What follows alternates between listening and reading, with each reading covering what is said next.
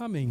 Vamos continuar olhando com certo carinho, que nós estamos aqui desde a semana retrasada, olhando para a carta do apóstolo Paulo a Filemon. Vamos para lá e nós vamos tirar outras lições. Nós já tiramos a primeira lição. Você se lembra da primeira lição? Lembra da primeira lição? Qual era a primeira lição da carta de Filemon que nós trouxemos aqui há 15 dias atrás? Você nunca é tão grande como quando você é humilde. Você nunca é tão grande como quando você é humilde.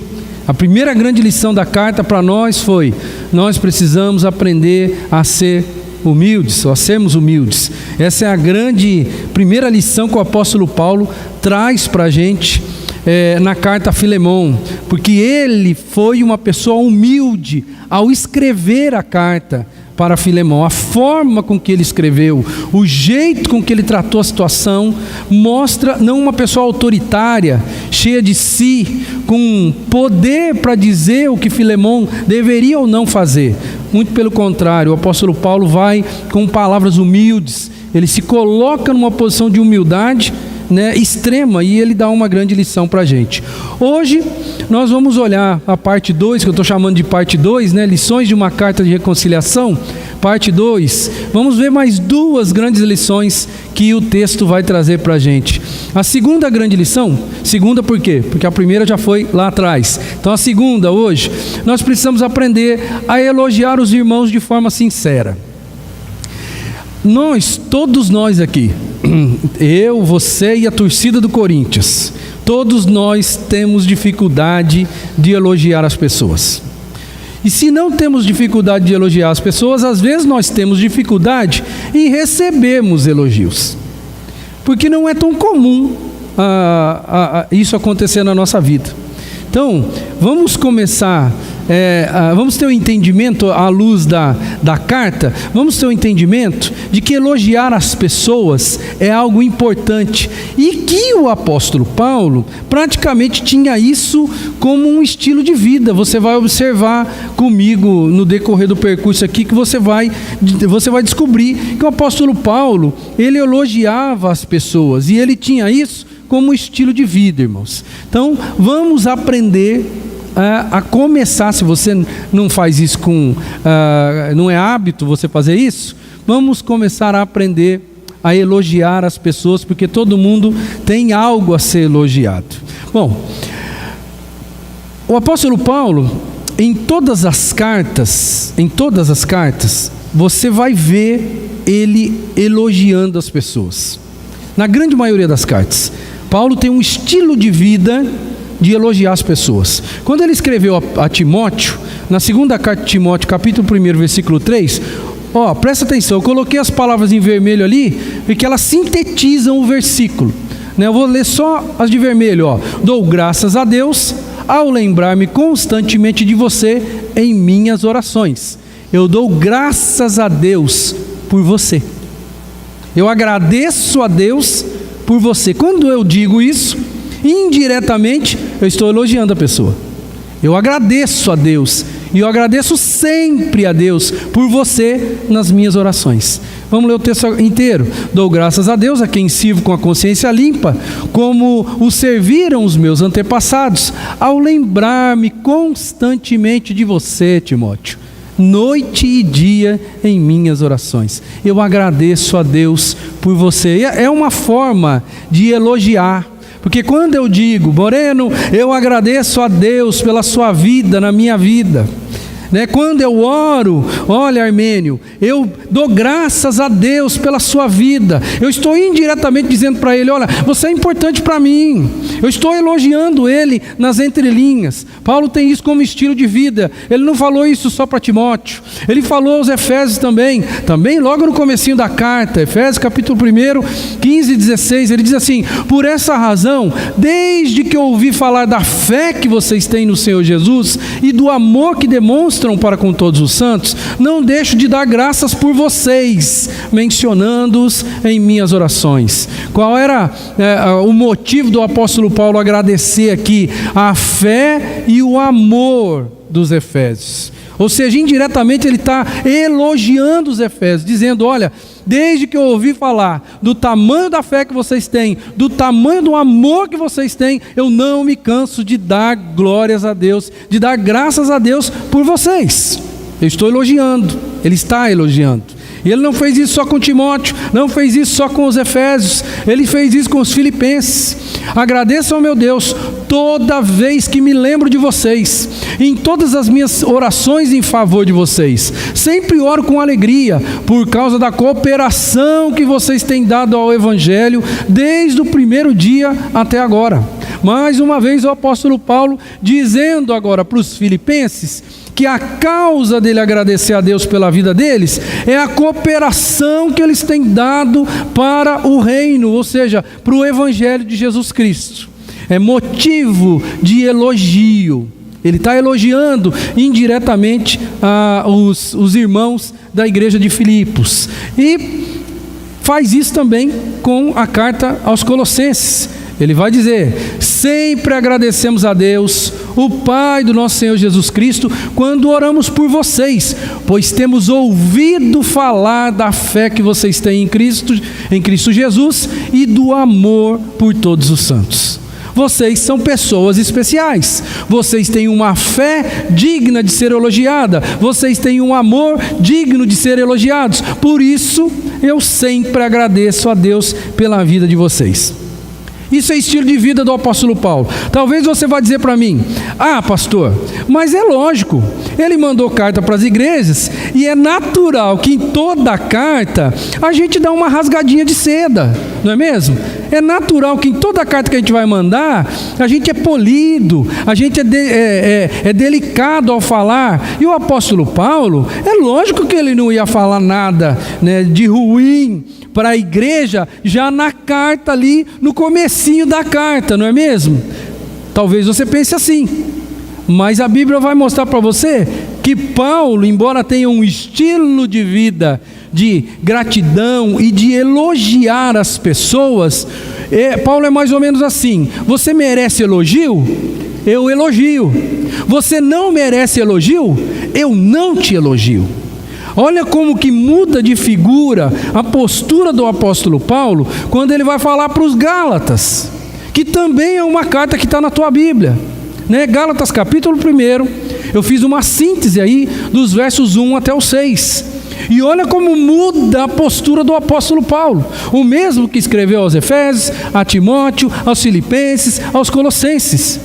Olha como ele vai dizer para os Gálatas: Paulo, apóstolo enviado por Deus, às igrejas da Galácia, a vocês, graça e paz da parte de Deus nosso Pai e do nosso Senhor Jesus Cristo. Até aqui ele se comporta de uma maneira natural, mas no verso 6 ele já diz com todas as letras: admiro-me que vocês estejam abandonando tão rapidamente aquele que os chamou pela graça de Cristo para seguirem outro evangelho.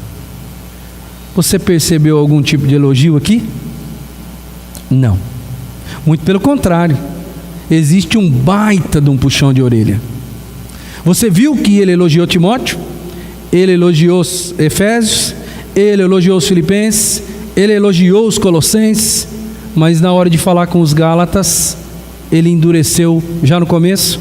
Ele não fala assim: dou graças todas as vezes que eu lembro de vocês, ó Gálatas, porque vocês têm sido um exemplo de fé, um exemplo de amor, um exemplo disso ou de aquilo, vocês merecem ser elogiados. Ele não fala isso não. De cara ele diz assim, eu fico imaginando até um ar indignado: eu estou admirado com vocês, Gálatas, de uma forma tão rapidinha assim, vocês já estão abandonando o Evangelho de Jesus. Quem é que fez a cabeça de vocês, Gálatas? Se vocês continuarem lendo a carta, vocês vão observar o ar de indignação do apóstolo Paulo para com as igrejas da Galácia. Não é uma igreja só não, as igrejas da Galácia. Então, não é que Paulo elogia todo mundo, não é que Paulo é bico doce, do tipo assim, eu vou elogiar todo mundo para ganhar o companheirismo das pessoas, para que eles gostem de mim. Não, ele tem um estilo de vida de enaltecer as pessoas, de elogiar as pessoas. No entanto, quando é para falar a verdade, ele fala. Não se confunda então.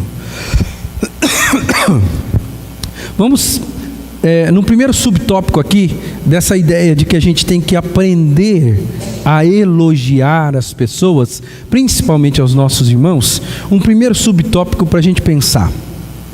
Paulo, na carta a Filemão, eu estou gritando demais aqui, e a minha voz ainda não está muito legal. Eu quero que você vá comigo agora dos versos 4 até o verso 7, num primeiro momento. Você vai ver que Paulo, na carta a Filemão, utilizando daquilo que é estilo de vida dele, ele vai elogiar a fidelidade de Filemão.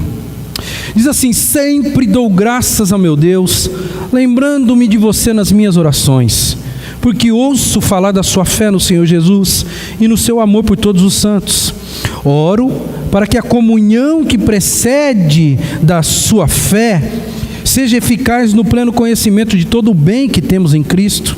Seu amor me tem dado grande alegria e consolação, porque você, irmão, tem reanimado o coração dos santos.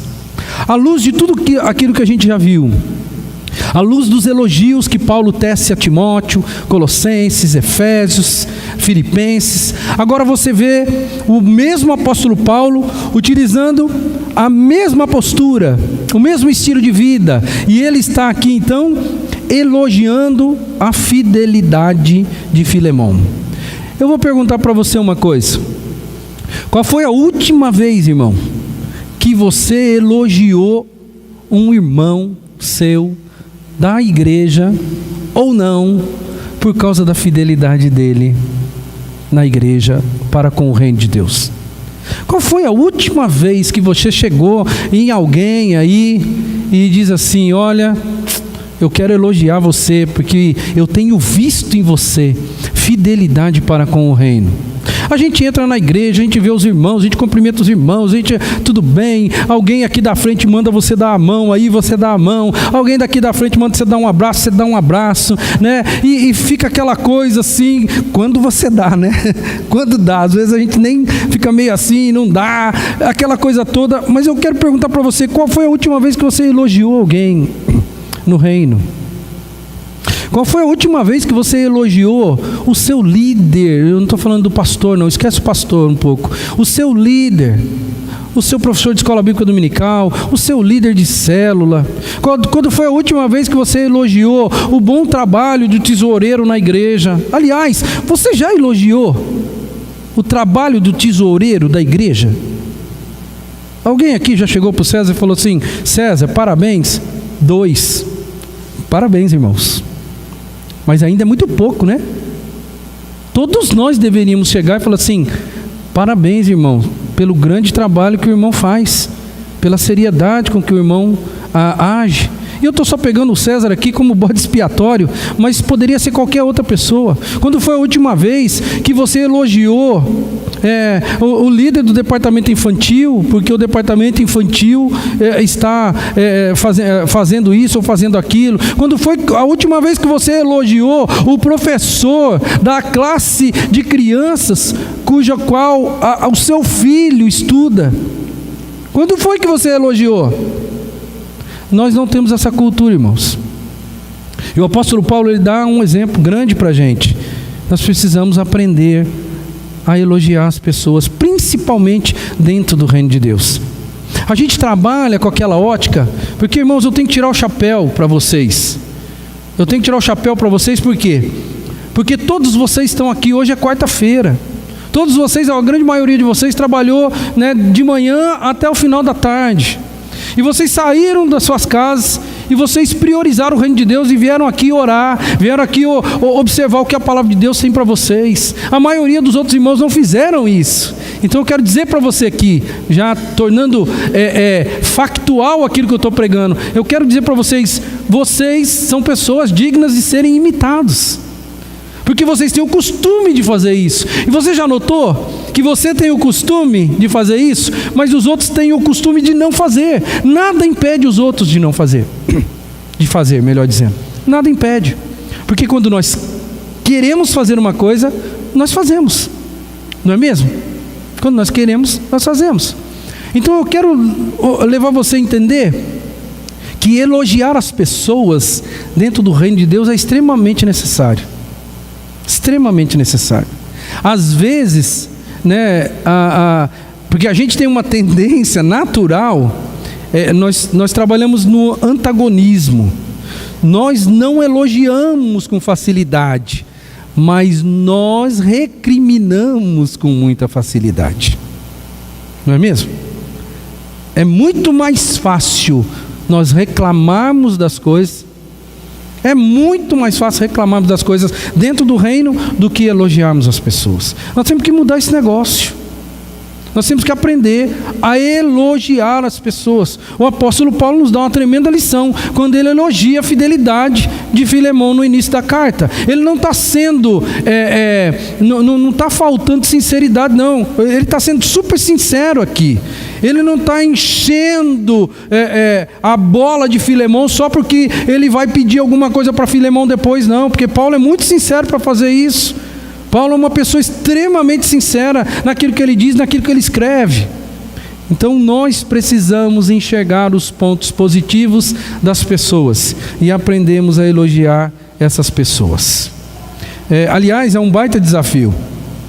O desafio é você orar pelos pontos negativos e de boca fechada, e abrir a sua boca para elogiar os pontos positivos das pessoas, porque todos nós temos. Então, assim como eu tenho aprendido, né, olhando isso aqui, eu quero que você aprenda também. Elogie as pessoas, elogie os seus irmãos, aqueles que labutam junto com você, porque todos aqui, pelo menos a grande maioria, estão dando o seu melhor.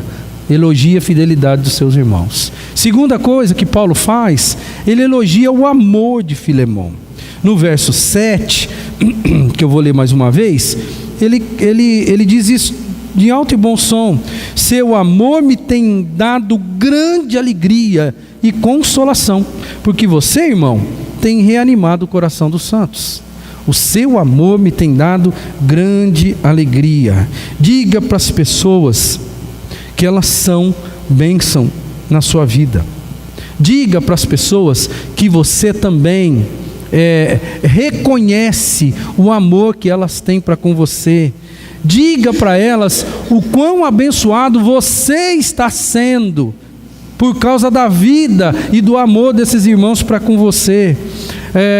O Filemão, é muito provável que a casa dele era, digamos assim, uma casa de refrigério.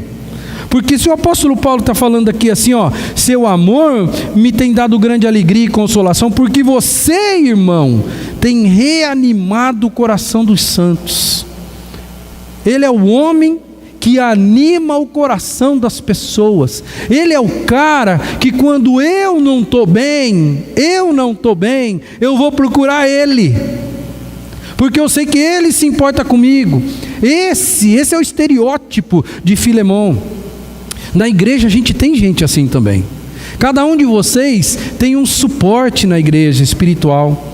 Cada um de vocês, quando fica mal, você procura alguém. Uns procuram um pastor, outros, no entanto, vão procurar aquele amigo de longa data que está caminhando com ele no evangelho, dentro da igreja há muito tempo, talvez mais tempo do que o próprio pastor da igreja. Cada um de nós tem um lugar de refrigério.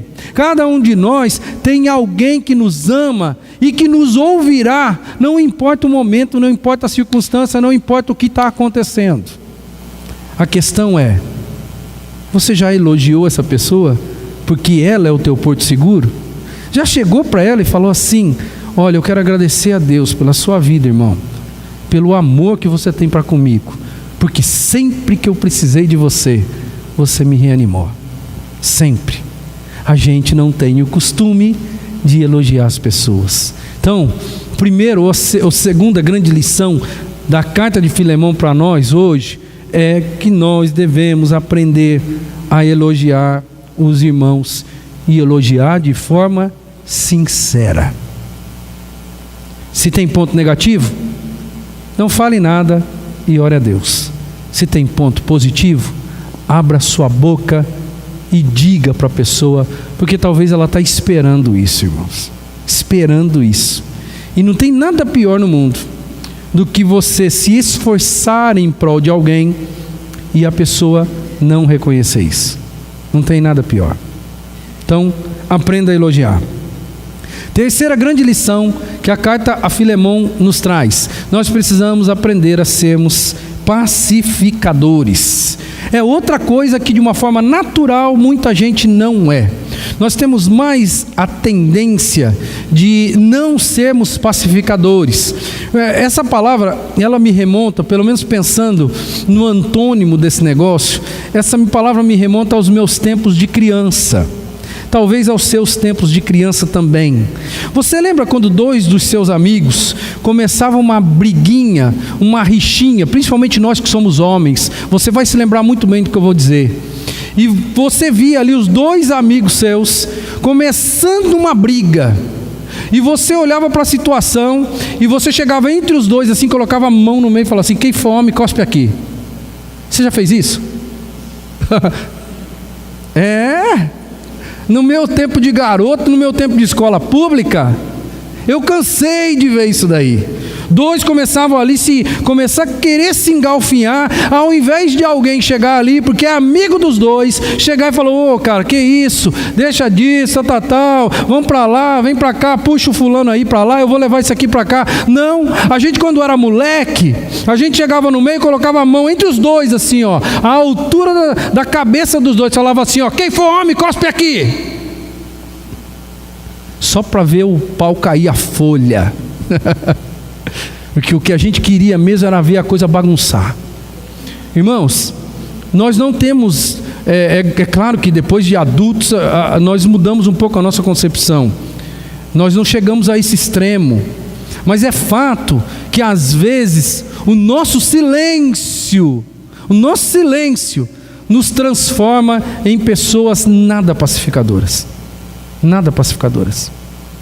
Porque às vezes eu vejo alguma situação ruim, complicada, e ao invés de eu trabalhar aquilo com amor, com doçura nas palavras, eu me calo, eu me fecho, eu não falo nada, eu não pacifico com a minha boca, eu me calo e eu penso assim: alguém resolve esse negócio, porque eu não vou resolver.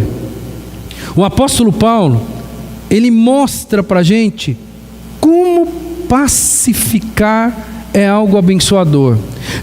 É bom que você entenda, Filemão é dono do escravo Onésimo. O escravo Onésimo fugiu da casa de Filemão, roubou Filemão. Filemão deve estar lá na sua casa com aquela fúria dentro de si, porque um escravo merecia ser castigado, e super castigado, quando fazia isso com seu senhor.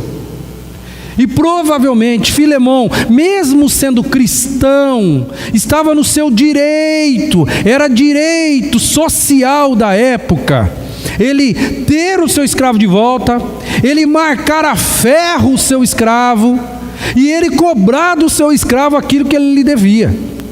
Era direito adquirido, era uma nota promissória, irmão, praticamente, que Onésimo estava devendo para Filemão. E aí entra o apóstolo Paulo na jogada, e o apóstolo Paulo nos dá uma lição de pacifismo. Leia comigo agora, dos versos 8 até o 16. E aí, nós vamos observar aqui 3 argumentos pacificadores que o apóstolo Paulo usou quando ele entra no meio e apazigua essa situação. Diz assim o texto: por isso mesmo tendo em Cristo plena liberdade para mandar que você cumpra o seu dever, prefiro fazer um apelo com base no amor. Eu, Paulo, já velho, e agora também prisioneiro de Cristo Jesus, apelo em favor do meu filho Onésimo, que gerei enquanto estava preso. Ele antes lhe era útil, mas agora é útil, tanto para você quanto para mim. Mando-o de volta a você, como se fosse meu próprio coração. Gostaria de mantê-lo comigo, para que me ajudasse em seu lugar, enquanto estou preso por causa do Evangelho. Mas não quis fazer nada sem a sua permissão, para que qualquer favor que você fizer, seja espontâneo e não forçado. Talvez ele tenha sido separado de você por algum tempo, para que você o tivesse de volta para sempre, não mais como escravo, mas acima de escravo, como irmão amado.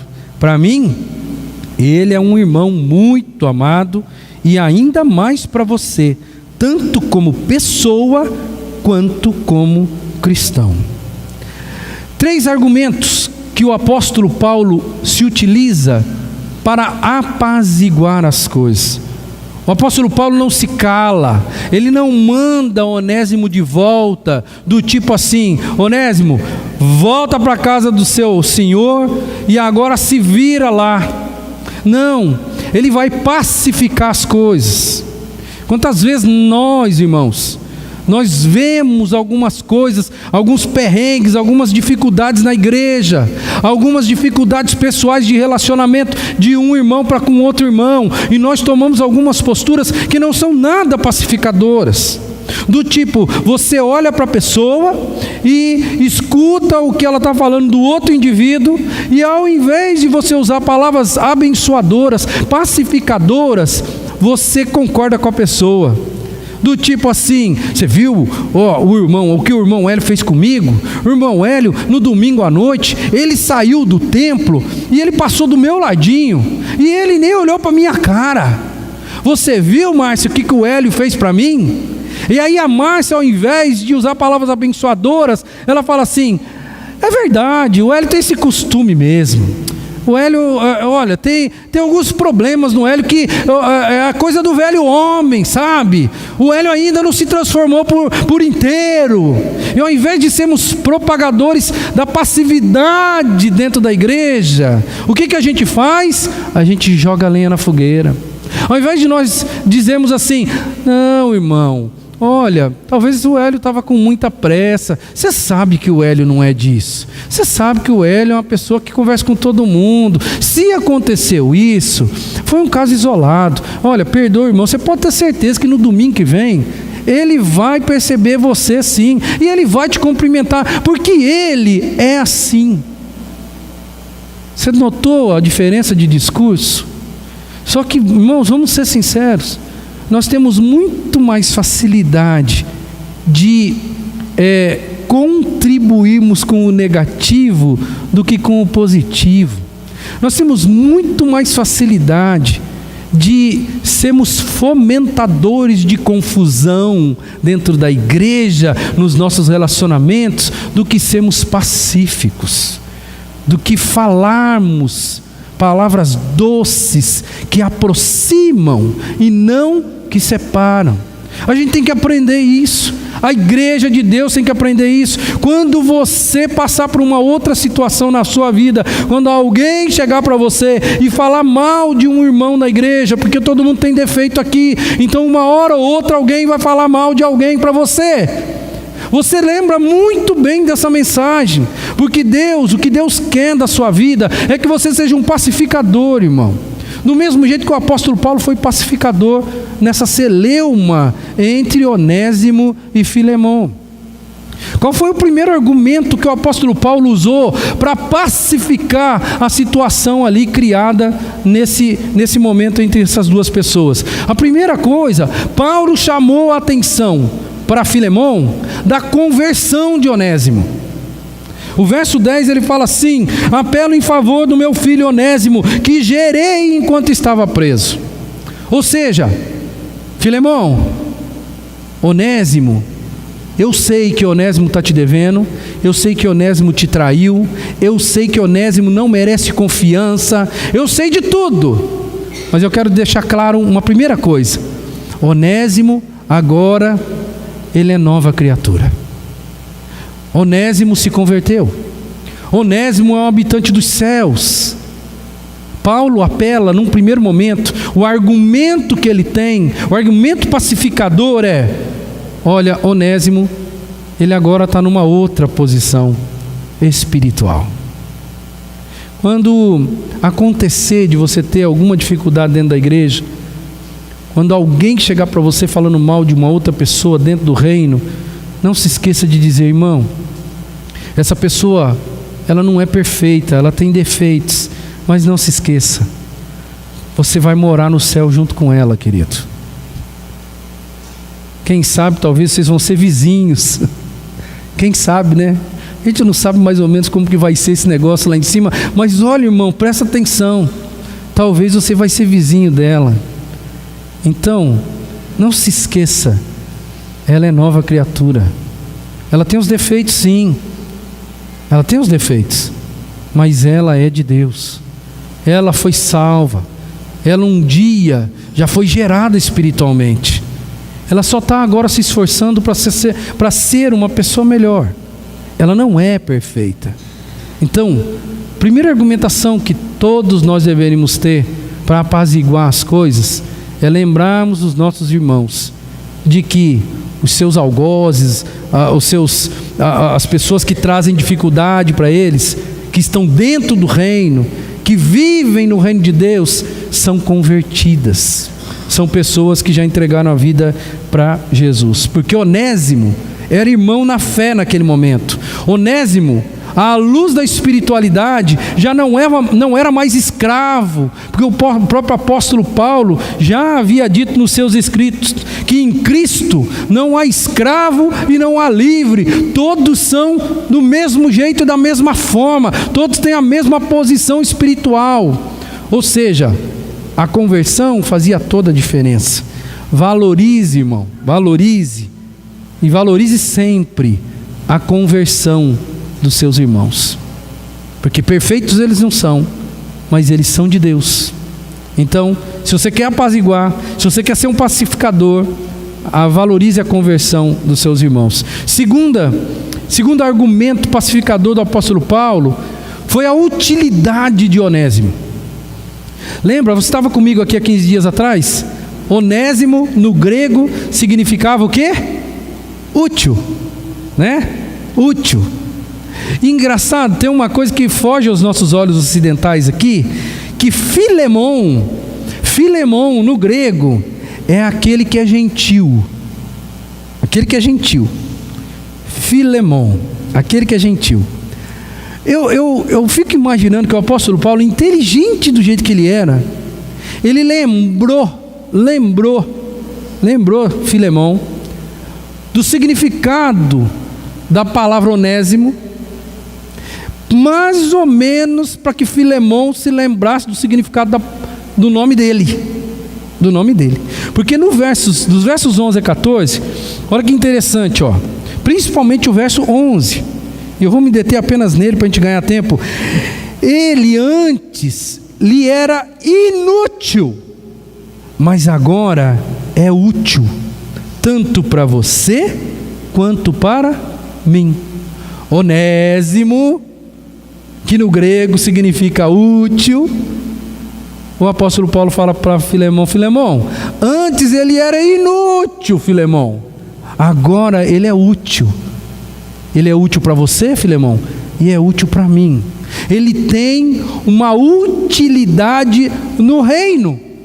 Por isso, Filemon, trate Onésimo de uma maneira diferente do que ele merece, porque ele merece ser castigado, ele merece ser açoitado, ele merece ser queimado a fogo, ele merece que você cobre tintim por tintim daquilo que ele lhe deve. Mas não se esqueça, ele é nova criatura e ele agora, espiritualmente falando, ele é uma pessoa útil para o reino. Filemon, não se esqueça, ele não fala isso, o apóstolo Paulo não fala isso, mas eu fico imaginando que nas entrelinhas Filemon talvez ouviu isso. Paulo falando: Filemon, Onésimo é útil. Filemon, seu nome significa o que mesmo? Você é aquele que é gentil.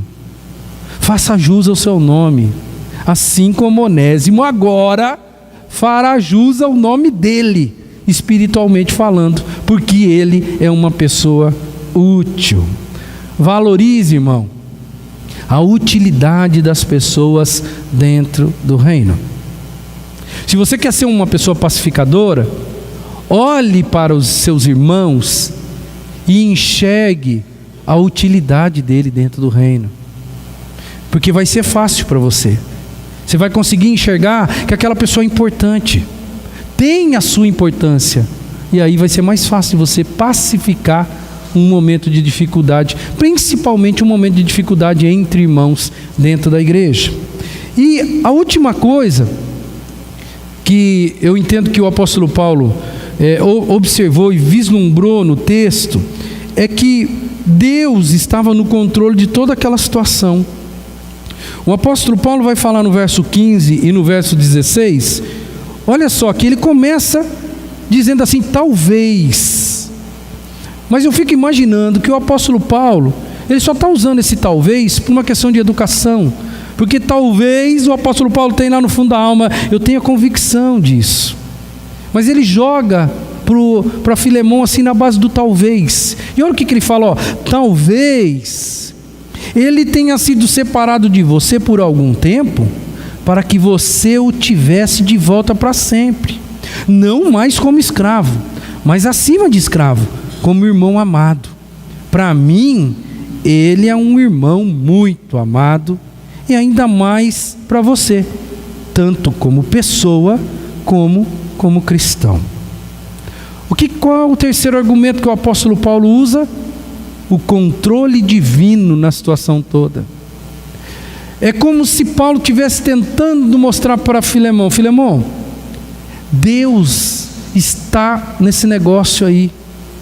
Deus, Ele permitiu essa fuga de Onésimo, para que Onésimo se encontrasse com ele.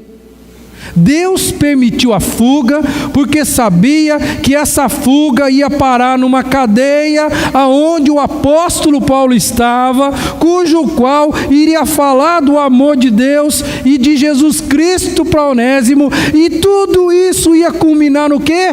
Na transformação do seu escravo. É como se Paulo quisesse deixar evidente para Filemão que Deus está no controle de todas as coisas, e ele permitiu essa fuga para abençoar a vida de Onésimo e depois abençoar a vida de Filemão, porque Onésimo volta para casa transformado, e agora ele não é mais um escravo fujão. Agora ele não é mais um escravo que é capaz de lesar o seu senhor. Agora ele não é mais um escravo, porque eu fico imaginando que o escravo que quer lesar o senhor, o escravo que quer fugir, é o escravo que não trabalha direito, não é mesmo? É o escravo que faz o serviço tudo assim, se der deu, se não der não deu, porque o meu negócio é zarpar daqui no primeiro momento que eu puder. Eu não quero saber de fazer as coisas certas, eu quero saber de sumir.